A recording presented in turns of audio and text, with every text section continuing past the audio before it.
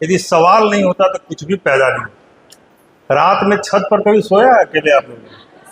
अंधेरी रात में केवल तारा और चांद दिख रहा हो, ऐसी रात में कभी छत पे गए हैं? कभी सोचा है कितने तारे हैं ब्रह्मांड में? ये एक सवाल है। कभी सोचा है सबसे दूर का तारा कितना दूर है? यह भी एक सवाल है। कभी सोचा है पृथ्वी का जन्म कब हुआ है? हमारा बर्थडे तो मनता है, पृथ्वी का बर्थडे कब है? कितने साल पुरानी हमारी पृथ्वी है और कितने साल और पृथ्वी रहेगी? पता है कि हमेशा के लिए नहीं रहेगी, एक दिन सब कुछ खत्म हो जाएगा। पता है ना? आप कितने ब्लेस्ड हैं कि पृथ्वी को उस फेज में पैदा हुए जिस फेज में यहाँ पे जीवन है। न पहले यहाँ जीवन था, न आगे यहाँ जीवन रहेगा। समझ रहे हैं?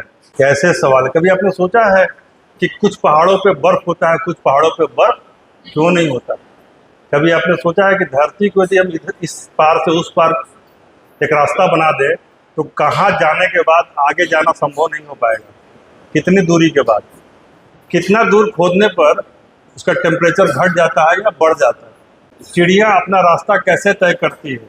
बादलों से बारिश का निर्माण कैसे होता है?